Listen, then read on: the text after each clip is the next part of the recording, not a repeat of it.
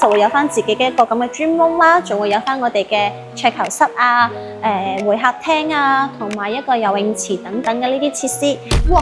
咁 Q 大嘅呢個玉湖花園，帶全屋個裝修俾你嘅。Hello， 大家好，我係 Lily 啊。今日啦，我就帶大家睇個珠海嘅豪盤。咁呢一個樓盤嘅名啦，佢叫做正方南灣首富啦。咁佢係位於珠海嘅香洲市區嘅一個樓盤嚟嘅。咁呢一個樓盤佢周邊嘅配套啦，以及有交通啦，亦都係非常之成熟噶啦。咁揸車只需要3到5分鐘就可以去到周邊嘅2個大型商場啦。咁而且去到我哋港珠澳大橋話咧，都係10分鐘嘅車程嘅啫。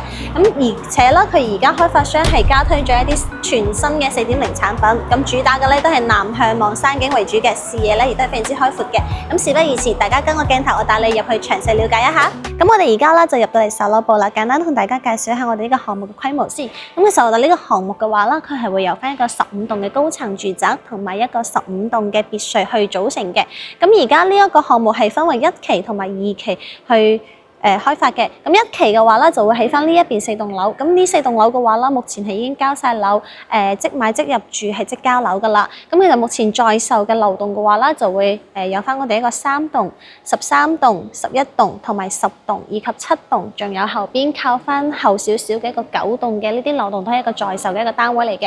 咁我哋2期嘅話啦，就會去到明年嘅一個10月份左右就會交樓噶啦。咁其實我哋而家咧就處於售樓部呢一個位置。咁售樓部呢個位置入去嘅話咧，就係一個下沉式嘅一個庭院啦。咁呢個庭院嘅話，仲會有翻一個環繞式嘅一個會所嘅。咁而且啦，我哋呢一個項目啦，佢仲會有翻一個專屬我哋呢一個小區業主嘅一個登山棧道，係俾我哋小區嘅業主去使用嘅。咁呢個登山棧道嘅話咧，係直接可以喺我哋嘅小區係直向通往到我哋後邊嘅一個黑白面嘅一個將軍山嘅一個位置。咁當然啦，仲可以直接係通往到隔離嗰個綠湖公園嘅。咁同樣我哋呢一個項目嘅話，樓下隔離啦，仲會有翻一個鄰里中心。咁呢個鄰里中心啦，佢就會有翻一個商業體啦、商場啊，以及你日常嘅一啲衣食住行啊，同埋其他嘅一啲街市啊、超市啊呢啲設施都係在建中嘅。咁亦都係可以到時落樓亦都可以享受到呢啲便利。咁而家我就帶大家去睇下我哋嘅會所環境先。咁我哋而家嚟到呢個下沉式嘅庭院啦。咁呢個庭院嘅話咧，可以見到你休閒嘅時候啊，喺度睇下書啊、嘆下啡啊、吹下水啊，亦都係非常之舒適嘅。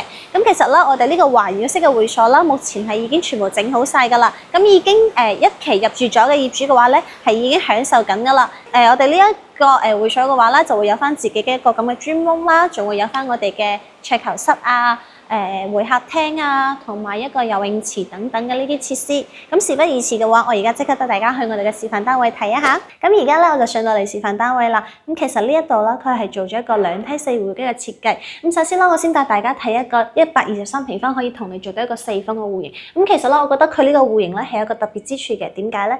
因為佢有另外其他3間嘅戶型單位咧，都會起翻另外一邊。咁其實我哋呢個123平方嘅呢一個單位咧，佢係屬於一個獨立嘅一個自己嘅一個入戶空間啦，所以其實咧你可以見到佢私隱性咧都係非常之高噶，而且我而家企喺呢個位置咧，佢呢啲空間都係完全可以俾你私人使用嘅。咁所以到時你嘅鞋櫃啦，可以做翻喺呢一度，唔好浪費呢個空間啦。咁首先啦，我先帶大家入嚟簡單介紹一下我哋呢個示範單位嘅一個戶型先。咁入到嚟嘅話啦，我頭先都講到，咁門口咧就可以做翻一個鞋櫃啦。咁所以其實呢度嘅話咧，佢就係可以作為一個玄關位啦，你可以好似示範單位咁樣做翻張換鞋凳擺喺度。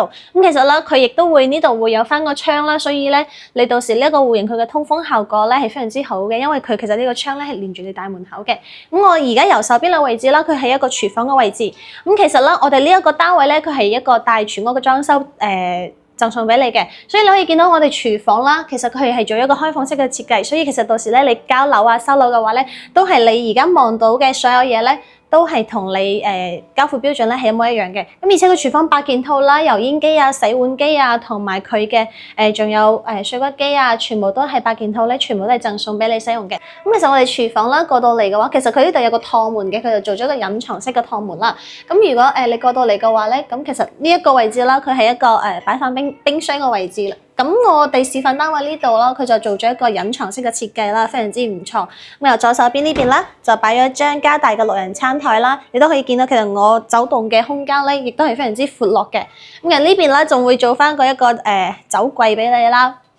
都係非常之唔錯。咁再過到嚟我哋客廳嘅位置啦，其實咧呢個客廳佢開間嘅話咧都有4.3米嘅一個闊度。咁其實我而家行到呢邊嘅話啦，呢度係屬於一個陽台部嘅位置嚟嘅。咁到示範單位佢都係做咗一個風窗嘅設計啦。咁做咗風窗嘅設計嘅話咧，就會顯得你嘅客廳啦，同埋包括我哋嘅餐廳同埋我哋開放式嘅廚房咧，會更加之闊落，空間感更加之強啦。咁其實而家咧就同大家介紹一下我哋嘅房間先。咁呢一間房咧係我哋第一間房嚟嘅。咁呢間房係一個連住我哋陽台嘅一個房間。咁其實如果啦你到時上呢間房嘅空間大啲嘅話咧，你可以選擇將呢間房同陽台嘅部分一啲位置咧去打通佢。咁你呢間房咧嘅話，實用性啊同埋空間感亦都會更加之高嘅。咁呢間房對面出到嚟嘅話咧，就係我哋一個公共嘅衛生間嘅一個位置啦，亦都係做一個乾濕分離嘅設計啦。咁再過到嚟呢一間房就係一個第二間嘅一個客房啦。咁其實呢間房咧，亦都係比較適合我哋作為一個兒童房去使用啦。咁而且呢間房咧，佢都係面向朝南嘅，所以佢通風啊同埋採光效果啊，亦都係非常之好嘅。咁而家我就帶大家睇下我哋第三間房。咁呢間房咧，你可以見到其實都係非常之大嘅，非常之闊落。咁其實你係咪以為呢一間房係主人房嚟㗎咧？其實 no 唔係。咁呢間房咧，佢係一個客房嚟㗎啦。咁呢間房咧，亦都係非常之唔錯嘅，有一個270度嘅採光面啦，而且可以見到呢啲飄台嘅位置咁闊啊，比我手臂仲要闊。咁其實飄台呢啲位置咧，呢啲面積全部都係全贈送俾你使用嘅。咁你到時可以喺度擺翻張書台啊，好似咁樣做翻呢啲咁嘅設計啊。到時坐喺呢度望翻我哋一個對面嘅一個將軍山嘅風景，喺度飲下咖啡咧，係非常之舒服嘅。咁其實我頭先講到啦，其實呢一間房咧，佢就唔係主人房嚟嘅。而家咧就即刻帶你哋去聽我哋嘅主人房先。咁其實我哋呢個戶型嘅話啦，佢係做咗一個飛機戶型嘅設計。咁飛機戶型嘅設計咧有咩優勢咧？首先第一啦，就係走廊位置比較少啦，同埋佢嘅一個套內嘅面積會更加高啦。咁呢度咧就係真正嘅主人房啦，係一個帶套間嘅主人房。可以見到啦，擺咗張大床，同樣啦都係同頭先嘅客房一樣，係一個270度嘅一個採光面嘅。咁而且呢啲飄窗嘅位置啊、面積啊都係全部唔計入套內面積，係贈送俾你嘅。咁可以見到我哋主人房嘅話咧，同樣都係面向朝南啦。咁主要望翻出去嘅話啦，都係望翻我哋一個將軍山嘅一個風景啦。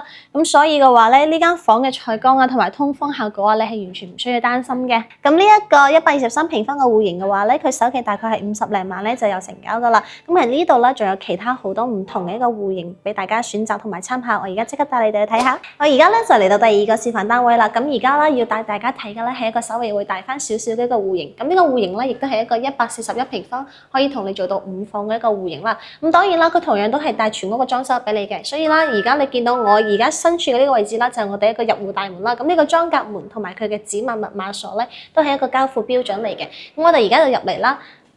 哇，咁 Q 大嘅呢個入戶花園，你可以見到呢個入戶花園咧，佢係真係好大，咁而且咧佢係呢個唔計入套內面積，係贈送俾你使用嘅，真係大到令到我有啲驚訝嚇。咁所以啦，佢呢個私隱性係非常之高嘅。咁呢入戶花園嘅話咧，示範單位就會喺翻呢度做翻一個鞋櫃，同埋你呢邊仲有其他啲空間啦。你到時可以自己做翻一個玄關嘅設計，你都冇問題嘅。咁而家啦就正式入到嚟我哋嘅一個戶型同埋示範單位啦。咁其實呢度係做一個5房嘅設計啦。咁其實門口嘅話咧，左右都會各有一間房嘅。咁首先大家睇，其實我而家企喺呢個位置嘅話咧，佢係一個房間嚟嘅。咁示範單位嘅話咧，佢呢度係做咗一個類似於多功能房，咁佢就打通咗。咁其實到時嘅話咧，呢間房呢度會有翻個牆面嘅。咁示範單位佢就選擇犧牲咗一間房，就連埋個客廳打通咗，咁所以個空間感咧就會闊啲。咁對面嘅話啦，佢就係一個客房嚟嘅。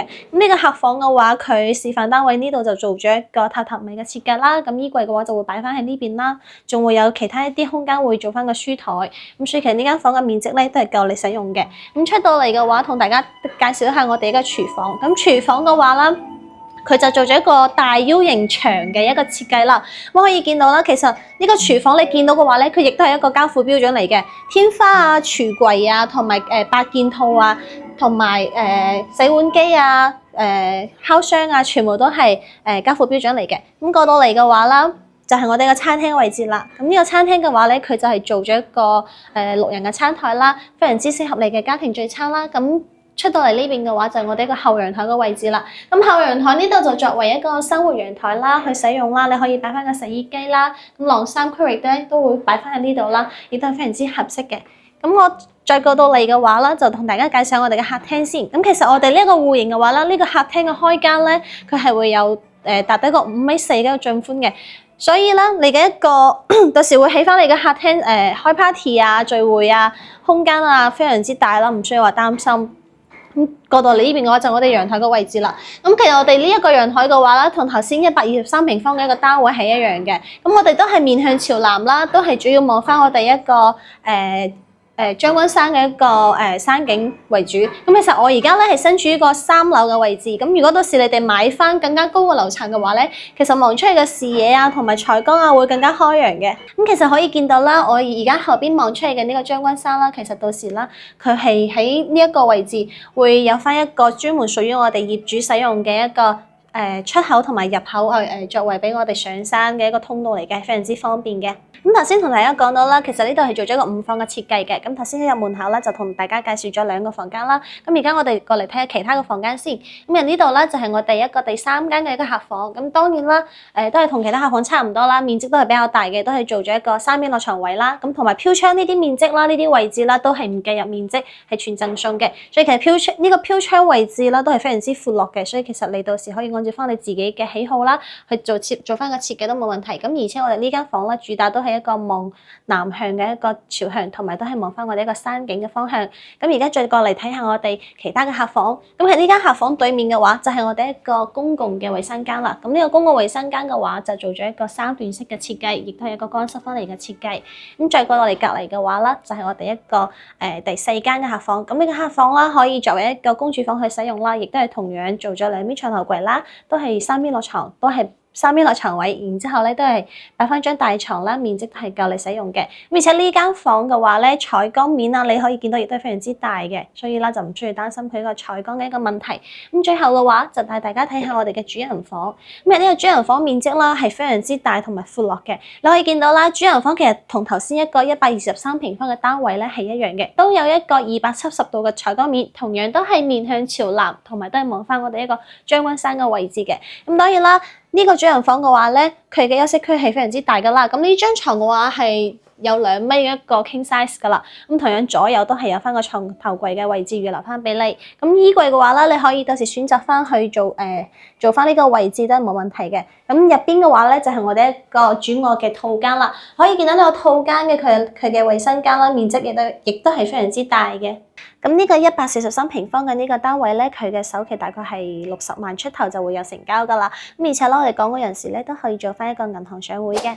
咁今日帶大家睇緊呢個樓盤啦，佢個名就叫做南灣首富。咁佢係位於珠海香洲市中心嘅一個樓盤嚟嘅。咁講到明佢係市中心啦，所以其實咧佢去邊度啦，亦都係非常之方便嘅。咁首先啦，去到我哋嘅一個華發商都啦，揸車只需要3分鐘嘅一個車程。咁去到我哋嘅中海環宇城啊，都係5分鐘。咁同樣啦，去到港珠澳大橋嘅話咧，都係一個10分鐘嘅車程嘅啫。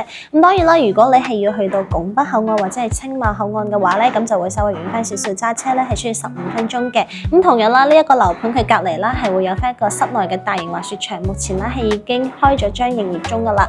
咁當然啦，呢個樓盤啦，佢仲會有翻一個屬於我哋業主專用嘅一個登山棧道啦，係直接可以通往到我哋嘅黑白面將軍山嘅，而且咧係可以通往到隔離嘅一個綠湖公園嘅，非常之方便啦。咁頭先同大家介紹嗰啲咧，都係佢樓盤嘅周邊配套嚟嘅。咁同樣啦，佢呢個樓盤啦都會有翻一個屬於自己一個豪華嘅大型會所啦。咁頭先啦，我就帶大家介紹咗2個示範單位。咁當然啦，佢呢度仲會有其他比較細面積啊，同埋好多唔同嘅戶型去俾你哋選擇。如果你哋感興趣嘅話咧，就打電話或者 WhatsApp 俾我啦，我就發晒啲詳細資料包俾你睇。